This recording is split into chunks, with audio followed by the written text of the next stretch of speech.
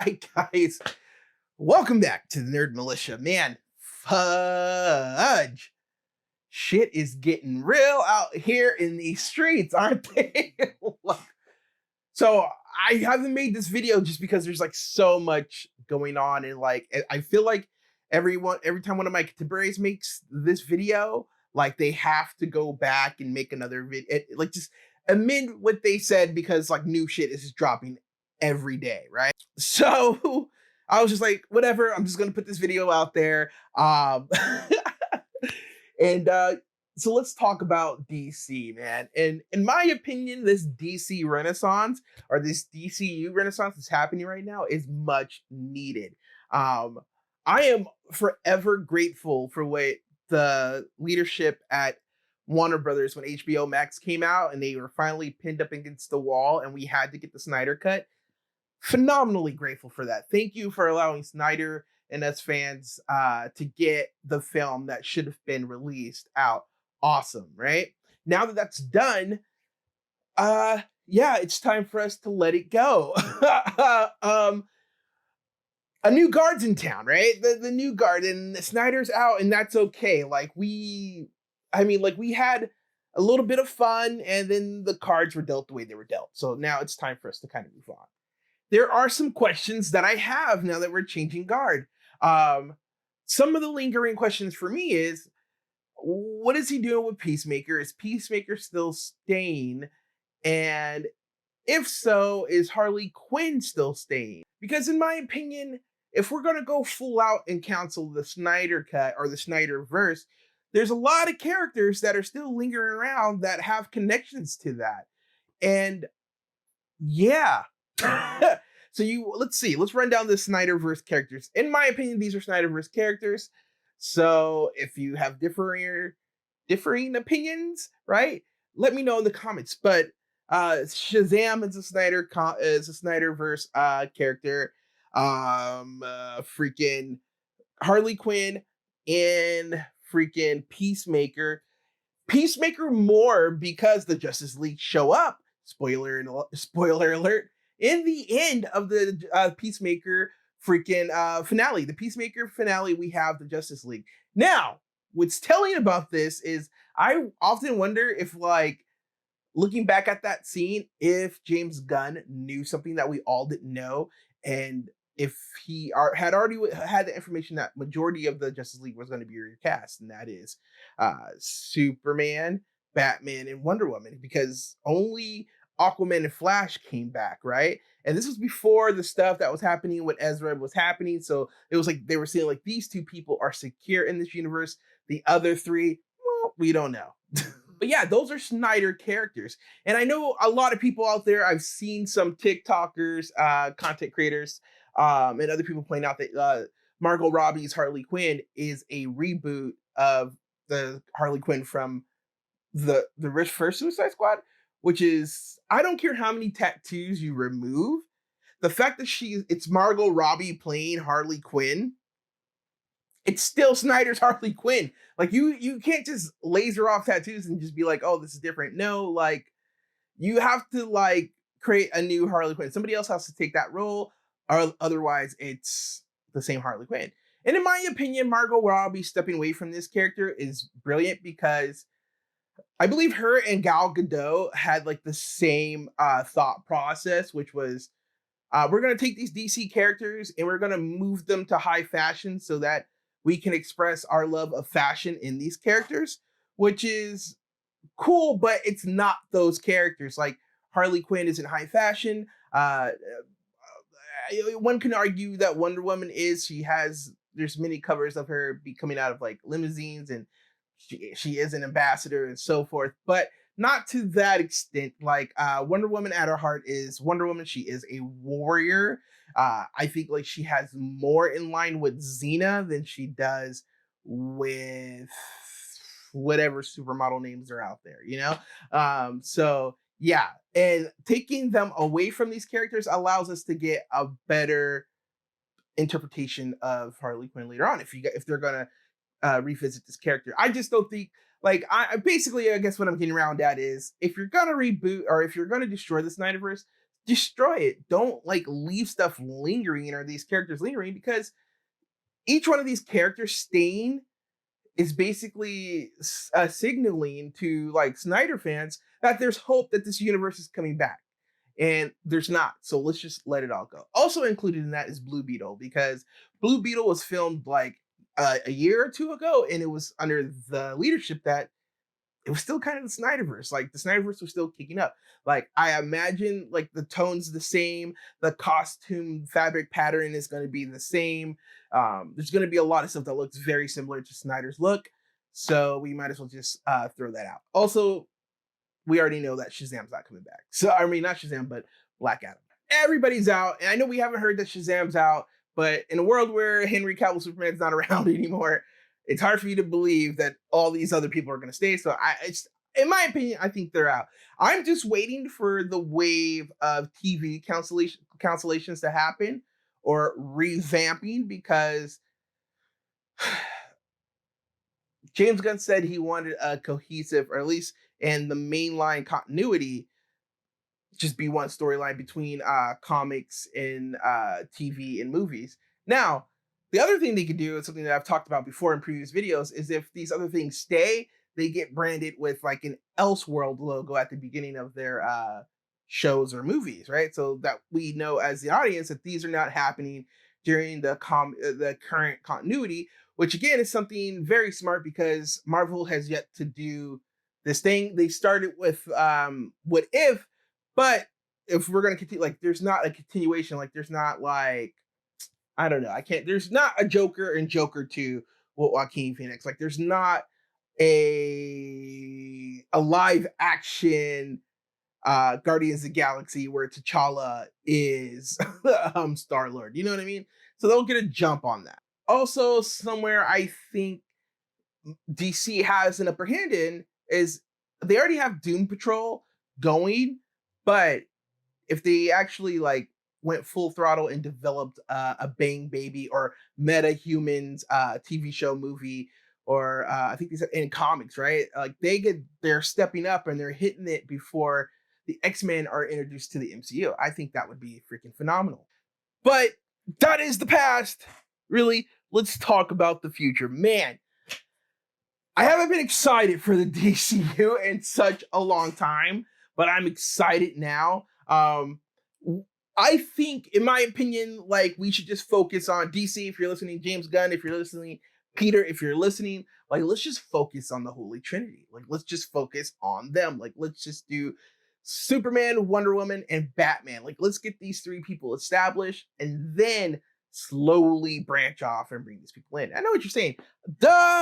Next, like this is obviously a step that we could take, but this is not something they did already. And this isn't anything they've already done in TV or any like film format. Like, geez Louise, like before we got Superman, we got a Supergirl show, and they're like it just really wasn't established, and a lot of those shows are canceled now, and Flash is on its last season finally. So I think with better planning and like a more focused laser sight thing to go in, which is the Holy Trinity, I think we get better and more well-produced material. I'm excited for, and I hope that James Gunn brings over the planning that the MCU had over to DCU, because I believe if they focus on the Trinity, like they're able to do like those connectivity sequels, like how Captain America had Winter Soldier and Civil War, Iron Man had Iron Man 3, like these things that have connections to this world building and just better planning. I can't stress it anymore.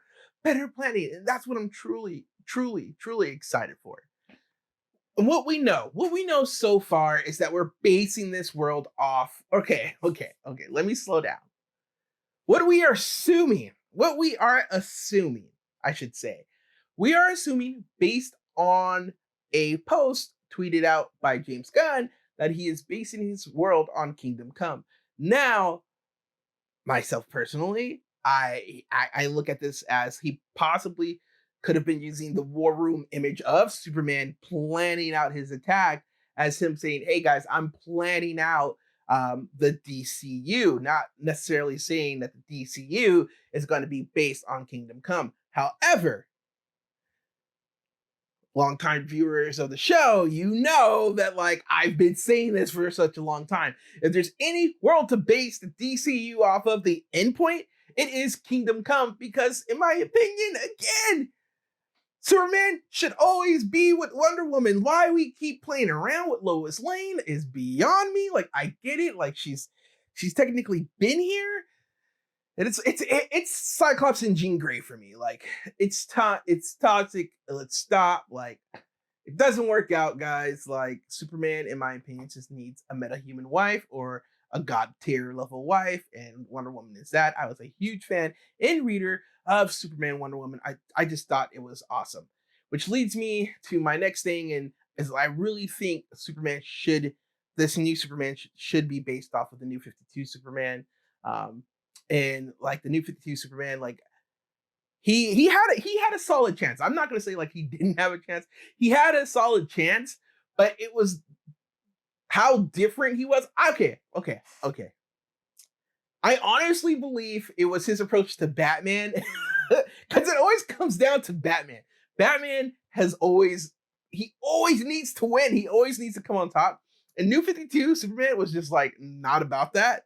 So I think that like that was the big problem people had with him. But New 52 Superman is a Superman we need, because we grow with New 52 Superman. Like, we see him as it's basically Smallville, but Smallville Superman. Like, you know how Clark in Smallville never really became Superman. He was just like the Blur and stupid shit like that. Well, New 52 Superman, he puts on the S in, like, you know, he becomes Superman, but we're able to see him actually like get his powers. He's not like OP right away. These are things he's growing into, and he's like he's brash, he's quick to anger, he doesn't take shit from no one. And that leads into what I was talking about with Batman, is like when they first met each other, like Superman wasn't like, all right, I'm gonna take it easy on him. He was like, you're dead. Like, he's like, he just basically let it be known to Batman early on, like, I'm Superman, you're Batman, and on no planet, no time, no amount of prep time that you can have, you're going to be able to kick my ass. Like, it's just not going to happen, guy. And I truly think that rubbed people the wrong way, because the way my man was hemming up Superman was just, or Batman was just, whoa. I don't think people who are longtime Batman fans were ready to see that, but I'm a longtime Superman fan, and truthfully, that's the truth. But again, back to my point, not my rant. New 52 Superman, he has a lot of growing to do. He's not like the cookie cutter Captain America or Boy Scout Superman we all come to love. He's growing into this guy. He's being shown, like, you know, not to be so brash or quick tempered and stuff like that. So I personally think New 52 Superman is that. And I know, again, I hear you knocking out there, guys.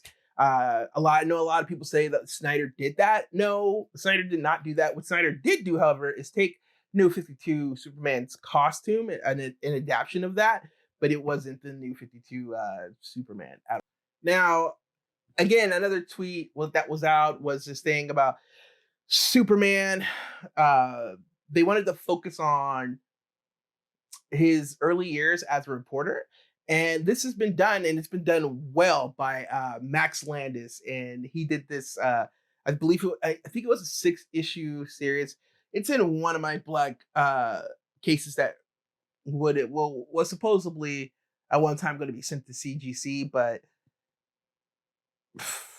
that's another rant. Basically those are not going to CGC. They're just going to stay there. But I have it. It's called Superman American Alien. It's by Max Landis, and it was awesome. Like, you see young versions of Bruce Wayne. I think he runs into Deathstroke. Like, it's super cool. And I think if they want to tell that early years of him becoming a well-known or established reporter, that's where they should pull from. What I would like, okay, so let's move on to Batman, and let me say what I would like after I've just like kind of trashed them, but he kind of does this himself. But what I would like from Batman, and what's kind of made me a Batman fan over the past 2 years, is DC's really been taking like the ideology that makes Batman Batman and putting it to the fire, which has been awesome. Like, quite literally seeing Batman suffer has been has honestly made me a Batman fan.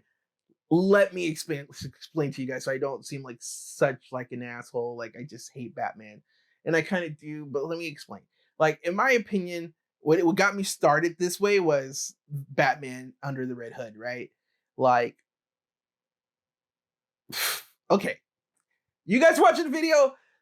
Put your belt on. Let's jump in. In my opinion, Batman is a rich man's superhero, right? Like he's protecting the wealthy from the scum, and he's not really good again, in my opinion, at protecting I guess you would say like lower income people. Whatever. We're here now. Like I just think it's this rich guy that's beating a bunch of poor people trying to do their thing and make a living. Whatever. That said, moving forward, Jason Todd, in my opinion, I'm saying in my opinion a lot. I know, guys. I promise this is going to be like the one episode I do this, and because I just realized how much I'm doing it.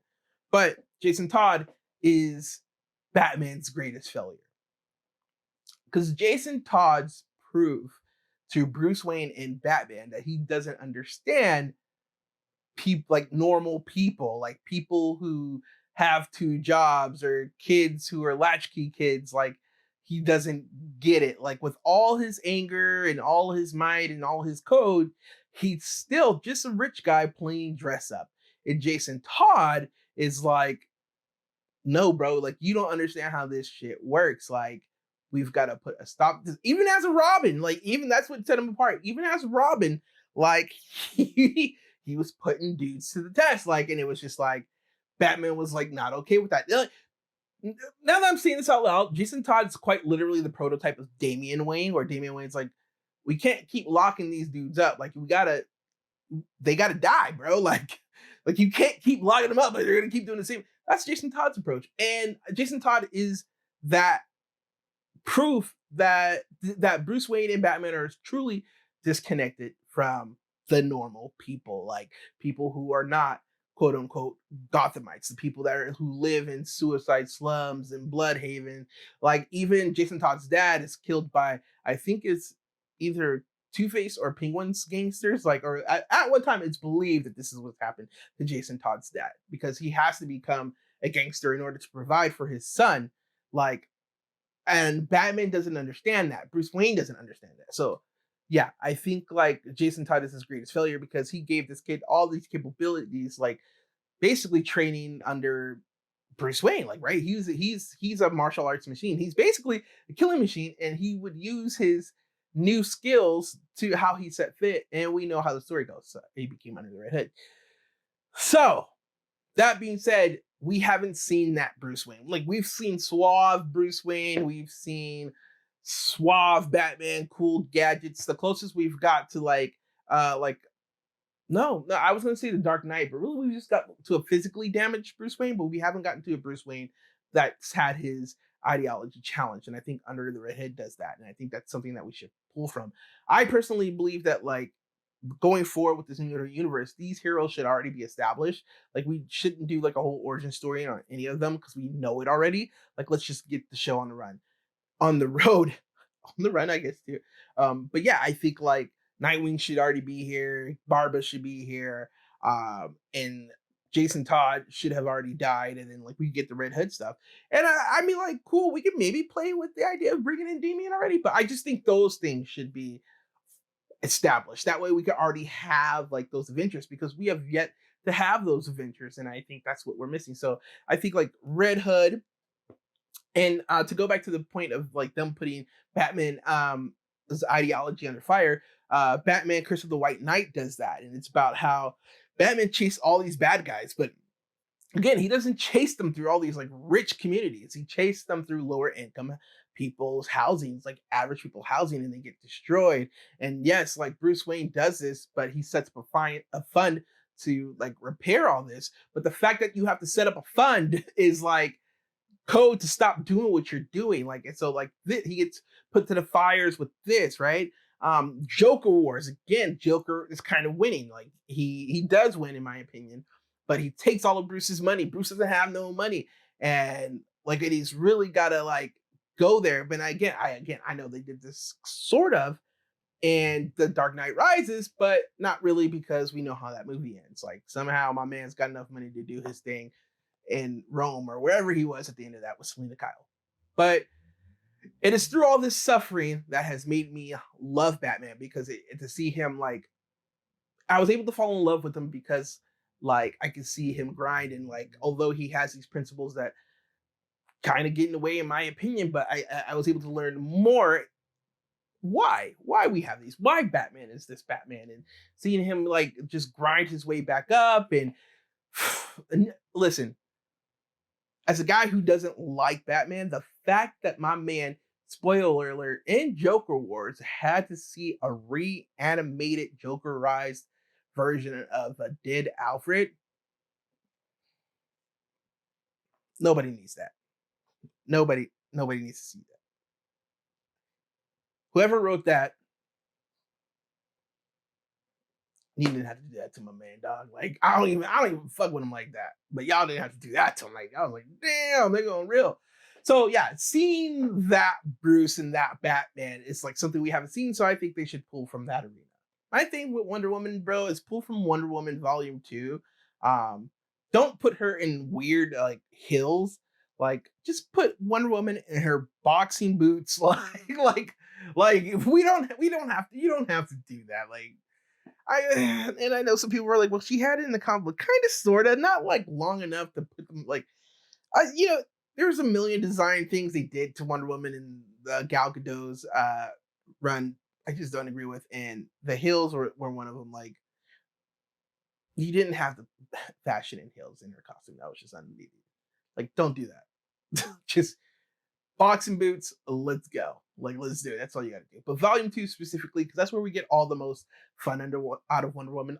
Also, guys, sorry, I had to leave my eye. Also, Steve Trevors is moved from not like a romantic lead, but he's kind of like just like a brother figure to Wonder Woman, which again leaves the door open for her and Superman to get together. I like it. We also get the cool costume change when she gets in that all black stuff. We also see her have problems with her mom about like where she stands in both worlds and all this other good stuff. It's stuff that was hinted at in the Wonder Woman movies, but like this is deeply explored, and I think James Gunn is the type of guy who could tell the story. Also, about that James Gunn, I fully believe the guy who should be, and yes, I know I said guy because I know like the thing has been like women writers, women directors. However, hear me out. I think Guillermo del Toro would be phenomenal at building building Wonder Woman's world.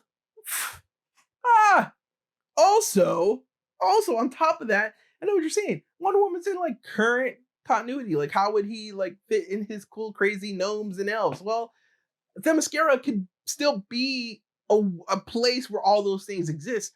Also, I think when this Wonder Woman, like if we were telling a Wonder Woman story, let me tie this in with you real quick, okay? Hear me out. Hear me out on this one. When it comes to villains, there's so many good villains that I think like we should just leave. Let's ask just real fast, but I think like we should do stuff with like if we're bringing Lex back, he should be Lex, and he should be Lex. Like he should be Lex. I don't know why I'm saying it so much. Well, I do know, but it's just that like we haven't got like a Lex. Like Lex is not like this sniveling redhead thing. He's calculating. He knows what's up. Like